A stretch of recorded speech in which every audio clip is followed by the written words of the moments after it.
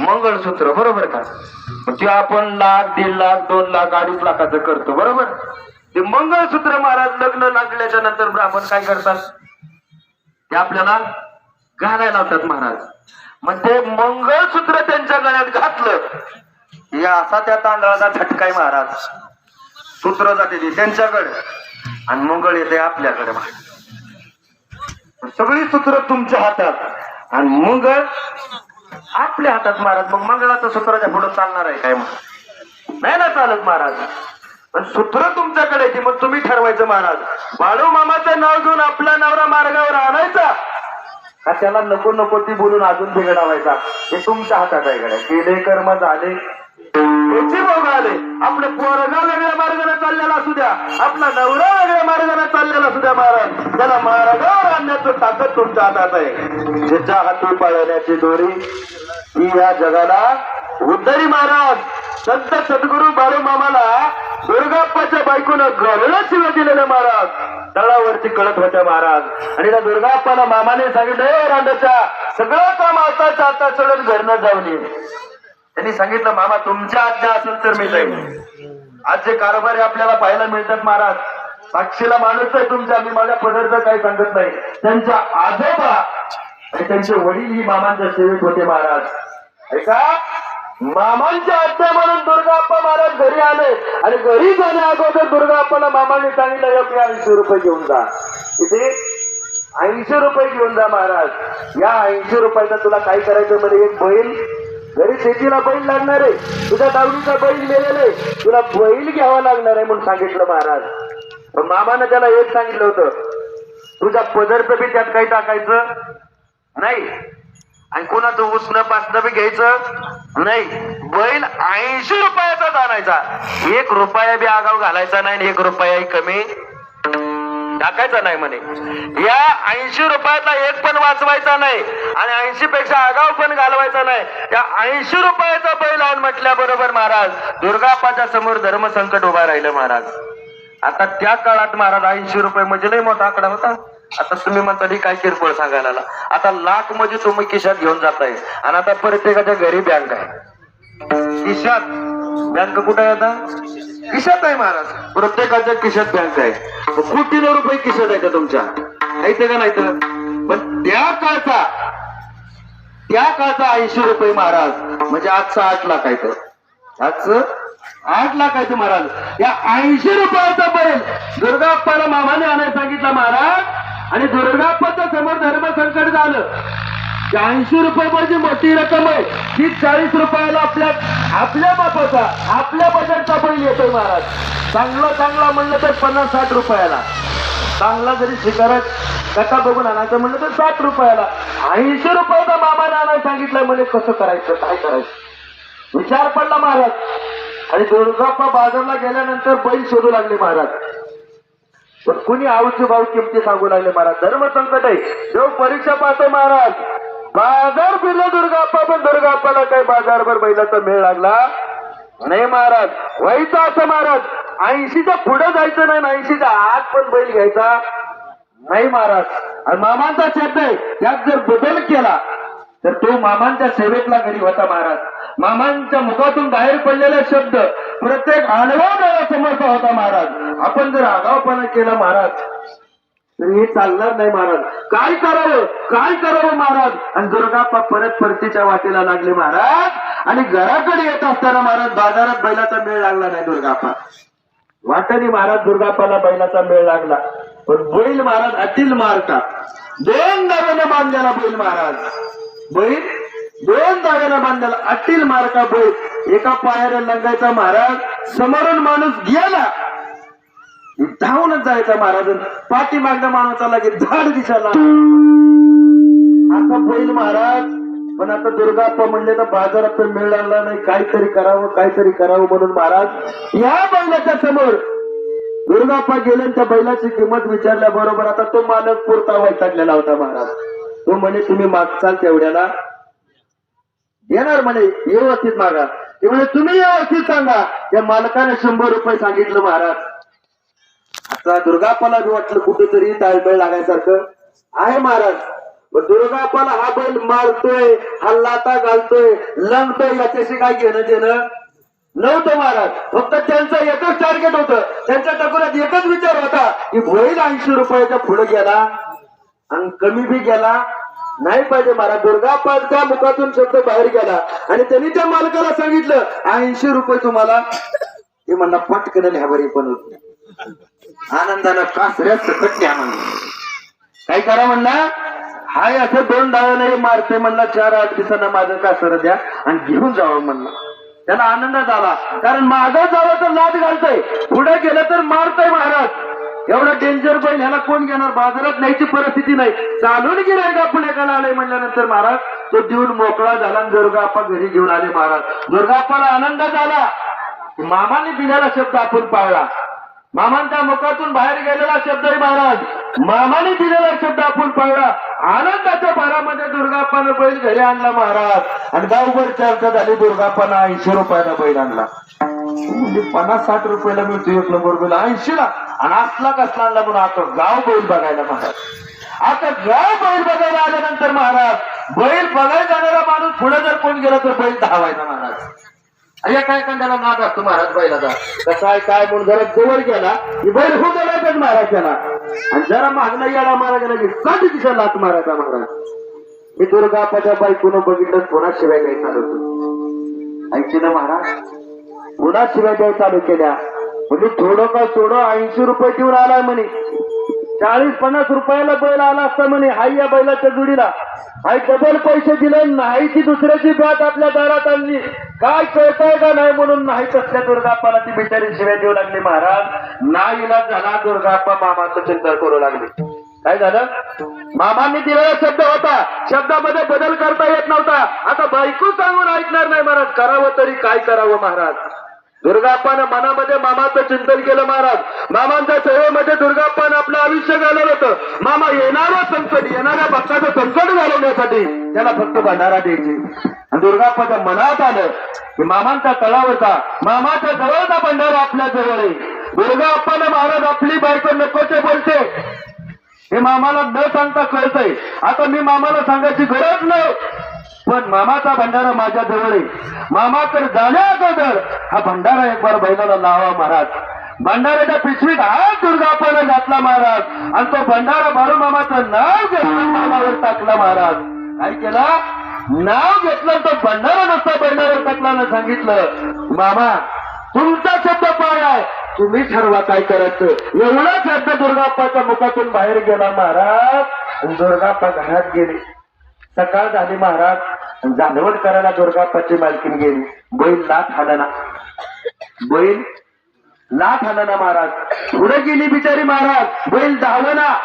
तिला एवढा आनंद झाला, ती धावतच पतीकडे गेली. म्हणजे काय चमत्कार झाला, काय चमत्कार झाला. म्हणे काल बैल जाऊन दाव्याला बांधला होता, समोर गेलं तर धावून यायचा, पाठीमागं गेलं तर 10 दिशा लाट घालायचा. आता त्याच्या मागं उभा राहते, पुढे येतो तरी तो मान सुद्धा हलवत नाही महाराज. ही ताकद बाळू मामाच्या भंडाऱ्याची आहे, ही ताकद बाळू मामाच्या शब्दाची आहे, ही ताकद बाळू मामाच्या शब्दाची आहे. बरं बरं बरं मामाच्या नावानं,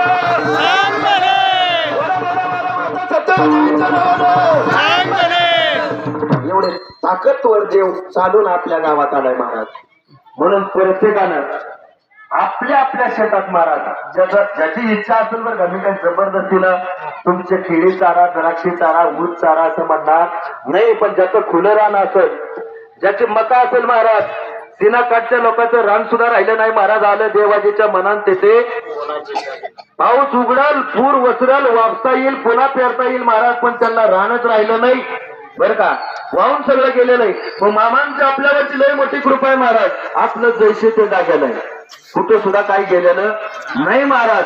मग आहे याच्यात भर पडावी, मामांची आपल्यावर कृपा व्हावी. म्हणून मामांचा तळ जरी आपल्या शेतात नाही नेता आला तर मामाच्या मेंढी माऊलीचं खांड आपल्या शेतात महाराज न्यायला तुम्हाला मोकळ्या मनानं परवानगी, मोकळ्या मनानं तुम्हाला अधिकार आहे. मनोभावे आपलं भाग्य उजवायचं असेल तर तुम्ही निश्चितपणानं एक एक खांड, एक एक दिवस आपापल्या शेतामधलं फिरवून न्या महाराज. एकदा खाल्लं की तुमच्या गावचं उदाहरण मी तुम्हाला दिलंय महाराज. 10 किलोला जर वाढून 31 क्विंटल भूमुख होत असेल महाराज, निश्चितपणानं तुमचं सुद्धा झाल्याशिवाय राहणार नाही, कारण मामाने जीवापाड मेंढी माऊलीवरती प्रेम केलं महाराज. मामाने काय केलं? जीवापाड. एखादी मेंढी माऊली आजारी पडली महाराज, एखादी मेंढी माऊली जर ताप आला असेल, एखाद्या मेंढी माऊलीला जर काही जखम झाली असेल महाराज, तर ती मेंढी माऊली जोपर्यंत चारा पाणी खात नाही तोपर्यंत माझं बाळू मामा महाराज अन्न पाणी घेत नव्हते. लेकरापेक्षा बी जास्त प्रेम माझ्या मामा मेंढी माऊलीवरती करायचे महाराज. लेकरापेक्षाही जास्त प्रेम माझ्या मामाने मेंढी माऊलीवरती केलं. आणि तुम्ही जर त्याच मेंढी माऊलीची सेवा केली तर का माझा बाळू मामा तुमचं संकट निवारण करणार? तुमचं संकट निवारण करण्याची ताकद माझ्या बाळू मामामध्ये महाराज. फक्त तुम्ही उदार अंत करणारा मामाच्या मेंढी माऊलीची सेवा करा. रोज मामांच्या तळावर येत असताना मामांच्या मेंढी माऊलीला कुणाच्या घरी चारा असेल महाराज, त्यांनी चारा आणा. कुणाच्या घरी चारा असेल महाराज, घास असेल, मिठी घास असेल, मका असेल, कडवळ असेल महाराज, ते येताना मामाच्या मेंढी माऊलीला आणा महाराज. गेली गोल तेवढा आण नका, ही मेंढी माऊली खा.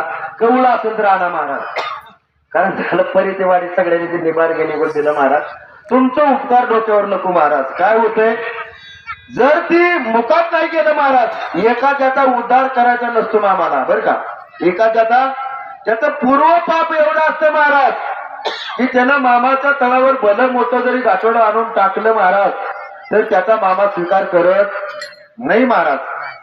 अजिबात स्वीकार करत नाही महाराज. झालं असं महाराज की मामांच्या हयातीमध्ये मामांची सेवा करणारे मेंढके महाराज, मामांच्या गैरहजेरीत महाराज मामांच्या तळावरती भलं मोठं एक पोत महाराज बांधलेलं लाडू आणलं होतं. मामाला लग्नाचा निरोप नव्हता, लग्नाचं आमंत्रण नव्हतं, शिल्लक राहिलेलं काय करायचं काय करायचं म्हणून त्यानं काय केलं महाराज, पोत्यात भरलं, पोत्याचं तोंड लावलं आणि त्या मामांच्या तळावर पोत्याचं लाडू आणून टाकलं महाराज. पोत भरून लाडू आणून टाकलं. आता न सांगता कवर येणारा अंतर महाराज नजर पडल्याबरोबर मामाने सांगितलं की ह्याचा होय. मामाने ताकीद केली मेंढक्याला, आजोबा ह्या पोत्याला कोणी हात लावायचा नाही, आजोबा त्याला कोणी हात लावायचा नाही महाराज. पण झालं काय, आगाऊपणा केल्याशिवाय मेंढके बी राहत नाही का. मग केले कर्म झाले ऐका. मामाने सांगितलं होतं आजोबा त्याला कोणी हात लावायचा नाही, कारण मामाला माहिती होतं हा दुष्ट आहे, दुराचारी आहे, पापी आहे, ह्याचा उद्धार करणे लायक हा नाही, ह्यानं कधी दान धर्म केला नाही महाराज. आणि आता ही शिल्लक राहिलेलं घेऊन आलाय. काय झालंय, शिल्लक राहिलेलं घेऊन आलाय आणि याचा जर आपण स्वीकार केला तर ह्याचा उद्धार केल्याशिवाय पर्याय नाही महाराज. मामांची आज्ञा महाराज काय मेंढक्यानं मोडली महाराज. ती म्हणे मला काय करते, तोंड उचवायचंच नाही म्हणले. मधनच पोट्याला थोडा डोबळा पडला महाराज मेंढक्याने. हुशार मेंढके बरं का. मधनच डोबळा पडला महाराज. त्यातलं दापास लावलं त्याने काढायचं. ती मेंढ्याच्या मागे गेल्यावर पुन्हा तिकडं खायची महाराज. तिकडं खाल्लं त्यांनी.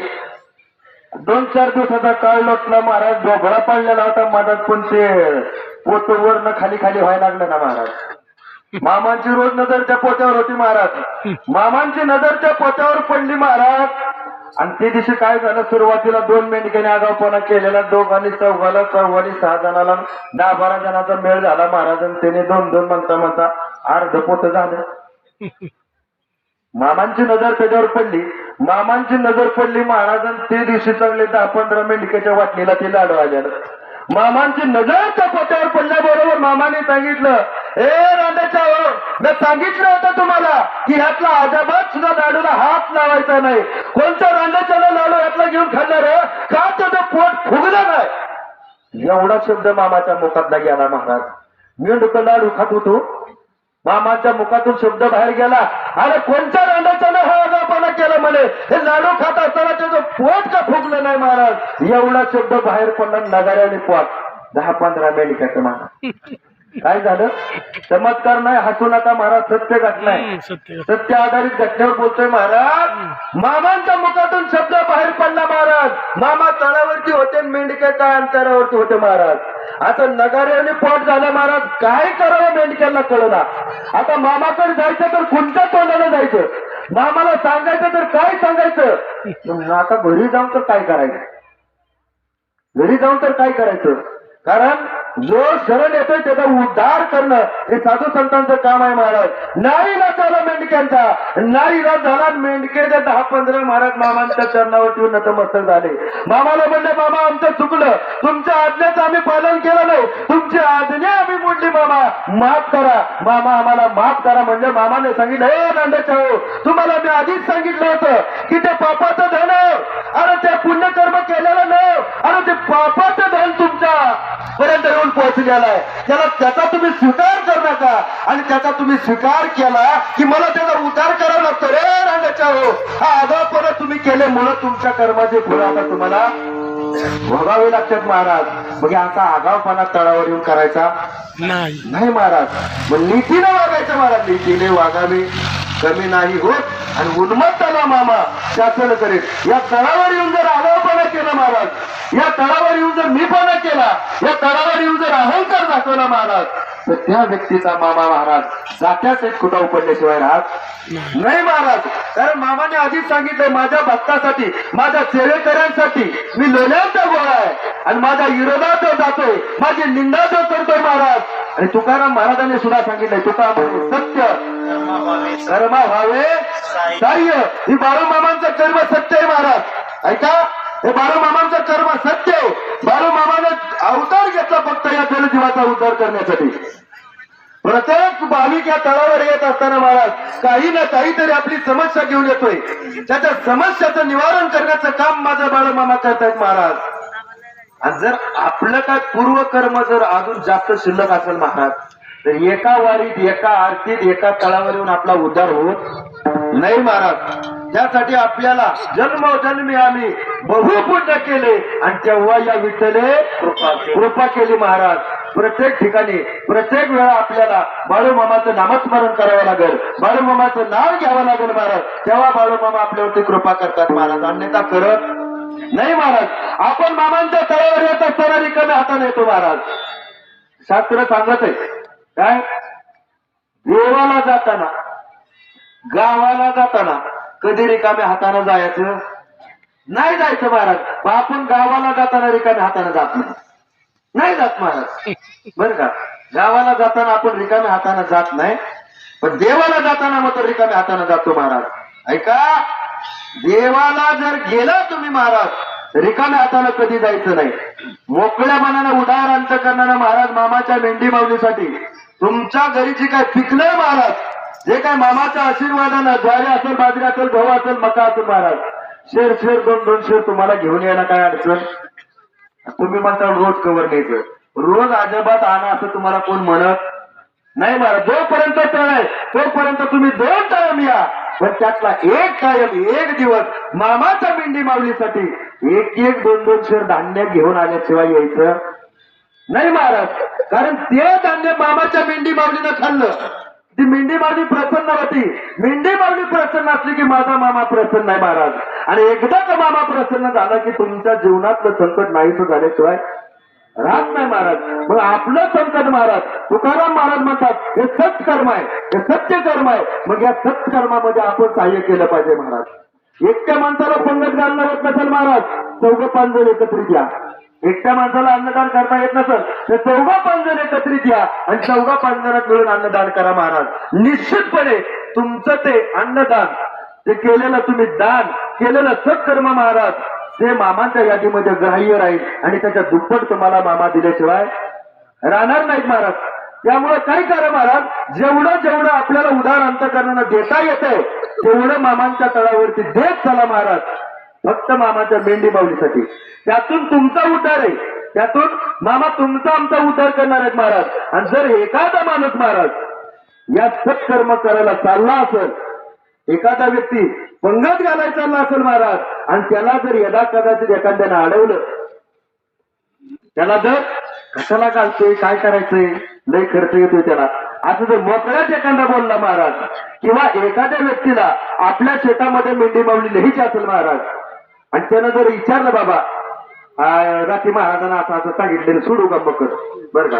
आणि जर तो माणूस तुम्हाला म्हणला काय त्याचं खरं आहे, तुझं ऐकून एवढा मग चांगल्या मग वाटोळ करता काय, असा जर एखादा म्हणला, ऐका मी माझ्या पदार्थ बोलत नाही, तो का म्हणे सत्य कर्म व्हावे साह्य महाराजांनी सांगितलं म्हणजे मी माझ्या पदार्थ बोलत नाही आपुल्याने बळे नाही मी बोलत आणि सका कृपावंत वाचा त्याची बाळूमामाच्या समोर मी उभा आहे महाराज बाळूमामा पाठी मागून सप्लाय करतात मी पुढे पार्सल करतोय महाराज मी निमित्त मात्र आहे महाराज त्यांनी जे दिलंय ते मी तुमच्यापर्यंत पोहोचवायचं काम करतोय यदा कदाचित एखादा पंक्ती घालायला आड येत असेल यदा कदाचित एखादा मामाच्या मेंढी माऊलीला शेतामध्ये न्यायला विरोध करत असेल महाराज तर तुकाराम महाराज म्हणतात हे सत्कर्म आहे आणि या सत्यकर्माला एखाद्याला सत्कर्म करायचंय पण त्याला जर एखादा व्यक्ती करून देत नसेल महाराज तुका म्हणे सत्य कर्मा व्हावे साह्य तुम्ही साह्य व्हा त्याची इच्छा ना बाबा मकत मेंढ्या सोडायची तू सोड बाबा म्हणायचं यंदा खंडीचं पुढल्या वर्षी डबल त्याला प्रोत्साहन केलं पाहिजे महाराज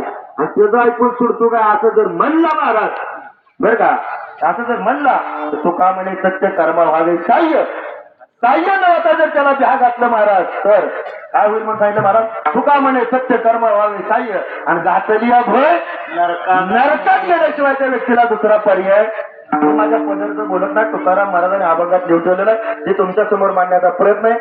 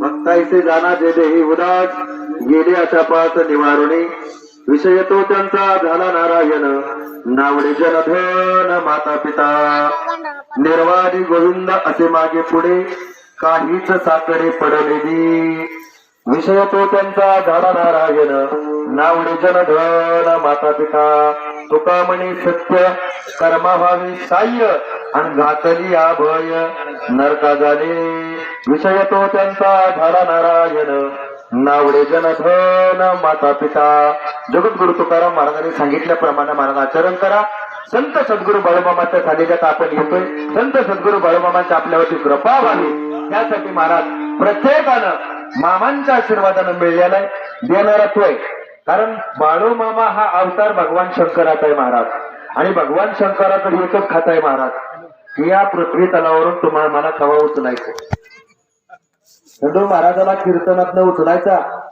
त्या कीर्तन झाल्यावर उचलायचा तुम्हाला घरी गेल्यावर उचलायचं काहीतनच उचलायचं हे खातं भगवान शंकराकडे आणि भगवान शंकराचा अवतार म्हणजे संत सद्गुरु बाळूमामा आहेत महाराज मग या पृथ्वी तलावरती अधिक दिवस आपल्याला जगता यावं या पृथ्वी तलावरती आपल्याला अधिक दिवस राहता यावं बरं का या पृथ्वी तलावरती आपल्याला मेंढी माऊलीची सेवा करता यावी तेवढ्यासाठी माझ्या मामांच्या आपल्यावरती कृपा व्हावी म्हणून माझ्या मामाच्या मेंढी माऊलीला उद्या येताना चारा धान्य येताना घेऊन या महाराज आणि त्याचबरोबर प्रत्येकानं जोपर्यंत इथं तळ आहे महाराज तोपर्यंत काही बायकांनी एक एक भाकरी काही बायकांनी एक एक चपाती आणा महाराज काही करा तुम्ही आणलेली एक एक भाकरी आणि तुम्ही आणलेली एक एक एकच आणायची आगाव अजिबात आणायची अजिबात आणायची नाही महाराज आणि तुम्ही घरी असल्यावर हम दो हमारे दो चार माणसाचं कुटुंब आहे महाराज प्रत्येकाला दोन दोन म्हणलं तर 8 करावे लागते ते एक भाकर फक्त करायची 7 करायचे वाचते ते एवढं ध्यानात ठेवा एक भाकरी किंवा एक चपाती या मामाच्या तळावरची आणून दिली महाराज ऐका तर त्या मामाच्या तळावरची तुमची एक भाकरी आणि एक चपाती दिवसभर मामाच्या मेंढी माऊलीची सेवा करणाऱ्या मेंढक्याच्या मुखात जाते महाराज दिवसभर जीवापर्यंत मामानी ज्या मेंढी माऊलीवरती प्रेम केले महाराज त्या मेंढी माऊलीची सेवा करणाऱ्या मेंढक्याचं महाराज मामा पहिल्यांदा विक्री करतात कुठल्या बी बागेवर जावा महाराज, पहिल्यांदा मेंढक्याला पंगत आहे. काय आहे? पहिल्यांदा मेंढक्याला पंगत आहे महाराज. तुमचं लग्न असेल, सप्ताह असेल, आधी बायकांची पंगत उठती महाराज. पुरुष मंडळीला असं झटकावं लागतं महाराज. चहा पिऊन जाताना नाश्ता करून येते, तरी यांनी म्हणायचं बायकांना बसूया. पण इथं तसं नाही महाराज. इथं सगळ्यात आधी अधिकार कुणाला असेल तर तो मेंढक्याला महाराज. कारण कोणत्या मेंढक्याच्या रूपामध्ये माझा बाळूमामा येईल सांगता येत. दिवसभर त्यांनी मेंढी माऊलीची सेवा केली महाराज. ज्याच्या भाविकांनी तळावर येताना चारा पाणी धान्य मामाच्या मेंढी माऊलीसाठी दिले, ज्या भाविकांना आपल्या शेतामध्ये मेंढी माऊली दिली महाराज, त्याच्या भाविकाचा उद्धार करण्यासाठी मेंढक्याच्या रूपामध्ये माझा बाळूमामा रोज सकाळ संध्याकाळ प्रसाद घ्यायला येतो महाराज. आणि तो प्रसाद तुम्ही घरून आणलेली भाकरी चपाती बाळूमामाच्या मुखात मेंढक्याच्या रूपाने जाती हे विसरता कामा नाही महाराज. मग आपला नैवेद्य, आपला प्रसाद, आपली भाकरी जर संत सद्गुरू बाळूमामा खात असतील, ह्याच्यापेक्षा दुसरं भाग्य काय आहे महाराज? ऐका, ह्याच्यापेक्षा दुसरं भाग्य नाही महाराज. तुम्ही घरातल्या देवाला किती बी निवड द्यावा, ते प्रसन्न होणार. तिथं तुम्ही भेद करताय. हे प्रसन्न न होण्याचं कारण थोडक्यात सांगतो, सेवा संपवतो. तुम्ही तिथं भेद करताय महाराज. प्रत्येक सणाला तुम्ही देवदेव करताय, प्रत्येक सणाला तुम्ही नैवेद्य नारळ करताय महाराज. पण तो देव प्रसन्न न होण्याचं कारण हे काय? तुम्हा आम्हाला लागणारी चपाती एका टायमिंगला एकच तव्यात बसते. काय होती? एका टायमिंगला एकच तव्यात बसती महाराज. आणि तुम्ही आखाड्यातल्या देवदेव करायला जात असताना त्याच तव्यात 8-9 तरी तुमच्या द्या निवद म्हणता का? काय करता? एका चपातीचं 9 निवद करता महाराज. मग ती कोणत्या देवानं खावं, कवा प्रसन्न व्हावं? ऐका, हा चुकीचा कार्यक्रम बंद करा महाराज. हे चुकीचं जोपर्यंत आपण करतोय तोपर्यंत आपल्याला देव प्रसन्न होणार. आणि त्यांनी म्हणायचं मी आखाडात एक देव ठेवला नाही, जे आला तर 5 नेवी ठेवलं होतं मसोबाला तरी कोप झाला. तू 5 चपात्या खाती एका टाइमला, त्या 5 निवदानं काय व्हायचं मसोबाला मरायला तरी मला सांगा. असा भेद आपल्याकडून होतो महाराज. इथं तळावर येताना तसा भेद होत नाही. इथं तळावर येताना तुम्हाला नैवेद्य आणाय सांगत, जे तुम्ही घरी भाकरी करताय, जे तुम्हाला स्वतःला खायसाठी जी चपाती करताय महाराज, त्याच मापाची फक्त एक आणायची महाराज. का तर ती चपाती आपण मेंढक्याला देणार आहे आणि मेंढक्याच्या रूपात माझा मामा येऊन खाणार आहे महाराज. आणि एकदा का मामाच्या मुखात गेलं की तुमचा उद्धार झालाच म्हणून समजा. याच्यापेक्षा दुसरा देवदेव नाही महाराज.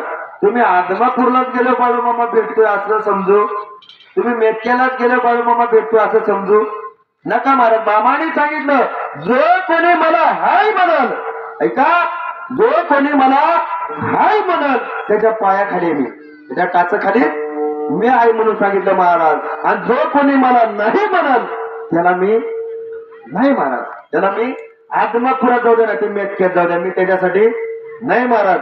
तुम्ही या जागेवर बाळूमामा आहे म्हणून आला. तुम्ही घर दार बायका पोरं सगळ्याचा थोड्या वेळासाठी 2 तासापुरता त्याग केला महाराज. का तर मामा आहे. मामा सर्वस्व आमचं राखण करताय. ऐका, जर कोणाच्या मनात झटका असेल, कुलूप नवऱ्यांनी ठेवलंय का नाही असा काही विचार करू नका बरं. पुन्हा दुसऱ्या दिवशी म्हणायचं आम्ही आरतीला गेलो, आमचं घर लुटलं की. अरे देव कसा माहिती, मागे पुढे उभा राही संभाळीत ना, आली आगात. अरे एखाद्याच्या मनात जर आलं महाराज, ऐका, एखाद्याच्या जर मनात आलं की बाबा आपल्याला आता लई मोठी संधी आहे महाराज, काय झालं मामांच्या हयातीमध्ये महाराज, आता तर हात तळलंय जावा त्याचा आहे महाराज. आता गाई रानात होता महाराज. काय होता? माल रानात तळ होता महाराज. आणि आतील दरोडेखोरांनी ठरवलं की आता हा अख्खा खांड आपण उचलून नाही का. आणि मामांच्या काळात मोजके मेंढके होते महाराज. मामांच्या काळामध्ये मोजके मेंढके होते महाराज. गर्दीपेक्षा गर्दी होती महाराज.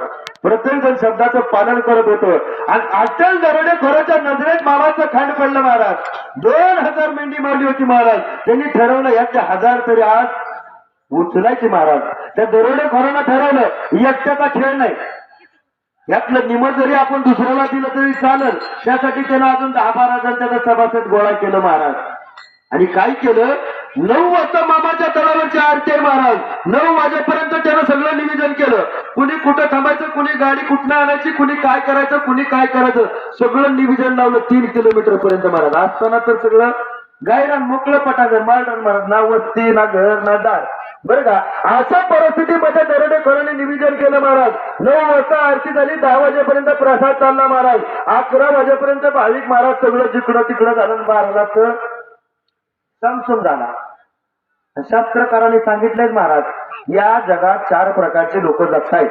बरं का, एक जागे, दुसरे भोगे, तिसरे चोर आणि चौथे योगी महाराज. 6 ते 9 सगळी लोक जागे, 9 ते 12 भोग प्रधान लोक जागे आहेत आणि 12 ते 3 एवढ्या कालखंडामध्ये जी चोरी करणारी लोक आहेत, चोर त्याला म्हणतात, त्यांचा तो वेळ आहे महाराज 12 ते 3.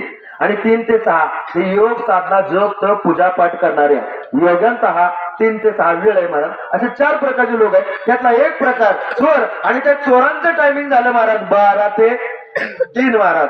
त्यांनी ठरल्याप्रमाणे 12ला तळाव सामसूम झाली महाराज सगळी. पण मामा अंतर्ज्ञानी होतं, मामाला सगळं कळत होतं महाराज, मामाला सगळं कळत होतं महाराज. आज जो महाराज कीर्तन असू द्या नसू द्या, आरतीच्या अगोदर 7:30-8 वाजता जी मेंढी माऊलीच्या तळाच्या कडली जो ऊत फिरवला जातो महाराज, त्याचं कारण तुम्हाला माहिती आहे का? त्याचं कारण हे ऊत एकदा या तळाच्या मेंढी माऊलीच्या भोवताने फिरला, एकदा का ऊत या माझ्या मेंढी माऊलीच्या या तळाच्या या शेत मालकाच्या घराच्या भोवताने फिरला, इथं येणाऱ्या माझ्या भाविकाच्या भोवतानी फिरला महाराज, त्याच्याकडे जर वाईट नजर कोणी टाकली तर त्याचं डोळं गेल्याशिवाय ही ताकद त्या उदात आहे म्हणून मामाने सांगितले. बोला बोला बोला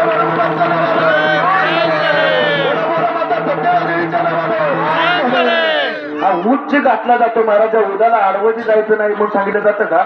मामा उदाच्या समोर असताय, ऊस मामांच्या मागे जातोय, मामाने रिंगण घातलेलं असतंय महाराज. हे रिंगण ओलडून कुठला रंगाचा जर हात आला तर तो मातीला मिळण्याशिवाय राहणार. हे मामांच्या मुखातला शब्द आहे महाराज. म्हणून आजही मेंढक्याला तो नेम पाळावा लागतो महाराज. तळाच्या भोवती मामांचा साक्षीनं तो ऊत घेऊन जिथं बी मामांच्या मेंढी माऊलीचा तळ आहे, जिथं बी मेंढीची वाघर आहे, त्या पूर्ण वाघरीला तो ऊत फिरवला जातो महाराज. कुठल्याच दरोडेखोराची ताकद होत नाही महाराज. तो ऊत फिरल्यानंतर त्या तळावर वाईट नजर टाकायची किंवा ती मेंढी माऊली उचलायची महाराज. मामांच्या हयातीतला प्रसंग आहे महाराज. त्या दरोडेखोरांनी 5-25 जण जमले महाराज. आईसर टेम्पो आणला महाराजांना, पिकअपला काय व्हायचं, 25 जणांची रांग लागली महाराज. आणि जो अटल दरोडेखोर होता तो पुढच्या सेंटरला आला. 10-12 जण म्हणले आपण जाऊ, बाकीचे मागे ठेव म्हणे. ऐका, 10-12 जण जाऊ म्हटल्यानंतर त्यांनी सांगितलं, अरे आरती उशिरा झाली, रात्री तळाव कीर्तन होतं बहुतेक, 8:45 आरती 9:15 झाल्या म्हणे, तरी झाली नाही. प्रसाद घ्या लोकांना 11 वाजले विनाकारण त्या दरोडेखोराला टेन्शन आलं महाराज. 11च्या 12 वाजल्या म्हणला. त्यांनी सांगितलं आता इथनं पुढे गाळ पडायचं, 3 वाजस्तोच आपल्याला चान्स आहे. 3च्या आत जर आपली चोरी नाही झाली तर पुन्हा आपल्याला चोरी करता येत नाही महाराज. कारण या तळाचे सेवेकरी, तळाचे माळकरी जप तप पूजापाठ करण्यासाठी उठतील आणि पुन्हा आपल्याला तिकडं जाता येणार नाही महाराज. हा त्या दरोडेखोरांनी ठरवलेला प्लेन महाराज. ते दरोडेखोरांनी ठरवलं आणि इकडं तिकडं बघत 1 किलोमीटरचं अंतर काढलं महाराज. 2 वाजल्या. 2 वाजल्या. त्या दरोडेखोरांनी घड्याळात बघितलं आणि सांगितलं, अरे आता 12 वाजल्या, त्या काट काय पाणी त्याला का काय म्हणे, काय कळलं बरं का. काय झालं म्हणे, अरे तास राहिला, आता आपल्याला चालून भागणार नाही बरे. हा जर दरोडा आपला यशस्वी झाला तर इथनं पुढे आपल्याला चोरी करायची भानगड नाही म्हणे. जो अट्टल दरोडेखोर होता ना तो म्हणला, आतापर्यंत चोऱ्या करून सलाप लेवलला आलंय, आता ही जर सक्सेस झालं वरचा मजला धरतो म्हणला. काय म्हणला, सलाप तर पडतंय, वरचा मजला धरतो. ती म्हणला का आम्हाला निमत येणार आहे, पण आम्ही 10-12 जण आहे, आमची कोपट जायची, आम्हाला निदान पत्र्याचं शेड तरी होणार.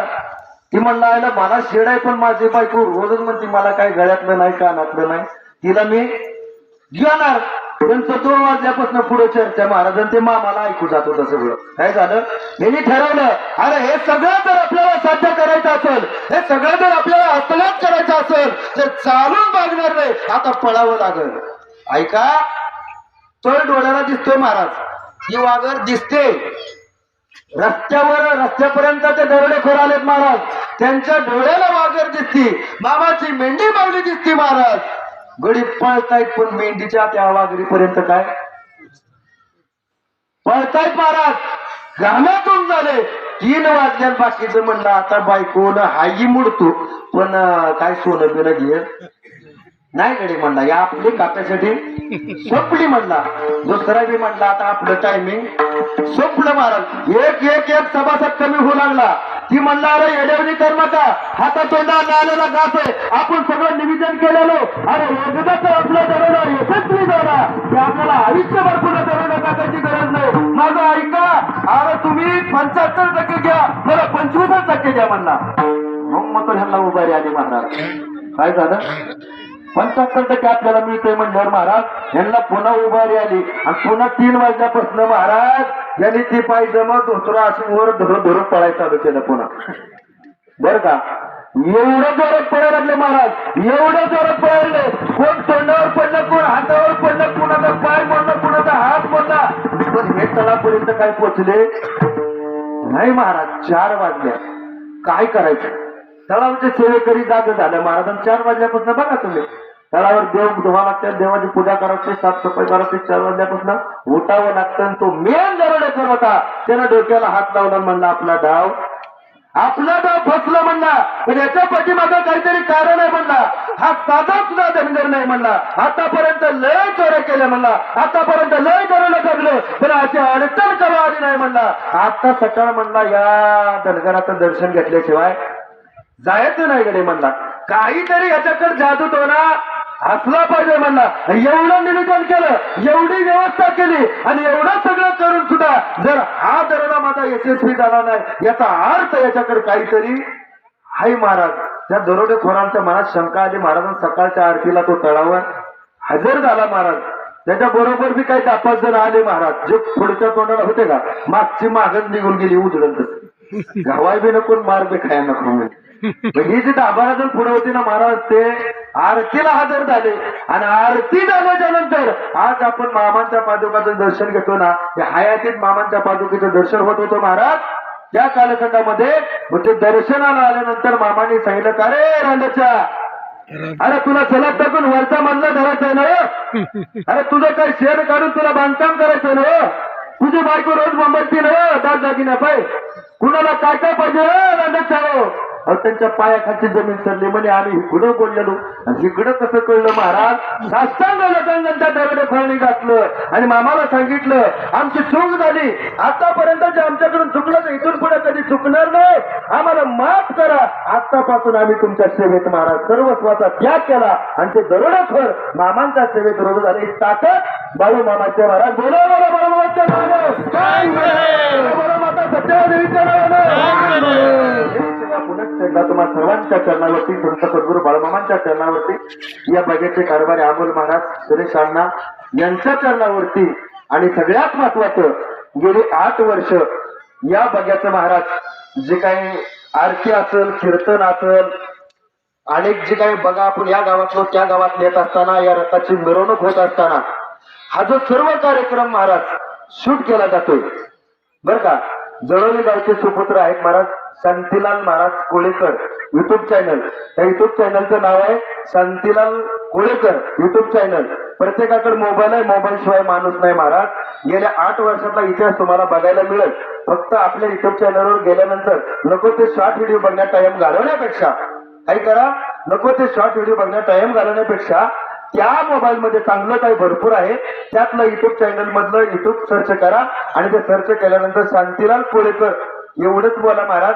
तिथं मामांचा तळावर जे काही 8 वर्षापासून कार्यक्रम झालेत, ज्या गावातून बघा गेलेला आहे त्या प्रत्येक गावातल्या प्रत्येक मिरवणुकीचं, प्रत्येक कीर्तनाचं, प्रत्येक दात्याने दान केलेल्या, अन्नदान केलेल्या, पंक्ती घातलेल्या सर्वांचं शूटिंग महाराज त्या शांतीलाल महाराज कोळेकर युट्यूब चॅनलला तुम्हाला आम्हाला पाहायला मिळते.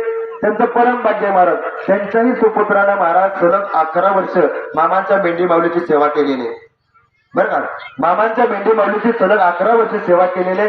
मामांची त्यांच्यावर कृपा झाली महाराज. आता एक कीर्तन शूट करायचं म्हणलं चॅनल मध्ये 5000 द्या बरं का. मी 4 वर्ष झालं महाराज या कीर्तन सेवेत आहे. तुमच्यातलाच मी एक आहे. मी पुण्या संस्थेचा विद्यार्थी नाही, पण संत सद्गुरू बाळूमामाचा शिष्य आहे, संत सद्गुरू बाळूमामाचा भक्त आहे. संत सद्गुरू बाळूमामाच्या कृपा आशीर्वादानं तुमच्यातलाच मी एक आहे, रोज मोल मजुरी करणारा, पण मामांच्या कृपा आशीर्वादानं महाराज जगद्गुरु तुकाराम महाराजांच्या अभंगावरती मामांचं चरित्र तुमच्या समोर मांडण्याचा अल्पसा प्रयत्न आहे महाराज. कारण त्यांना जी त्यांच्या मुलांना 11 वर्ष सेवा केल्यानंतर जो काय अनुभव आला महाराज, खरतर प्रवासामधून शांतीलाल महाराजांनी मामांच्या तळापर्यंत पोहोचण्याचा, मामांच्या आरत्या मॅनेज करण्याचा, हे सगळं कार्यक्रम सुरू करण्याचं जे सौभाग्य त्यांना प्राप्त झालं, हे असंच महान कार्य त्यांच्या हातून घडो हीच पांडुरंग परमात्म्याच्या बाळूमामाच्या चरणी प्रार्थना. झालेली सेवा पुनश्चंदा तुम्हासारख्या थोर साधू संतांच्या, सद्गुरू बाळूमामांच्या मुळे महाराजांच्या, माझ्या सद्गुरूंच्या माता पित्यांच्या चरणी समर्पित करून मी माझ्या वाणीला पूर्णविराम. ज्ञानेश्वर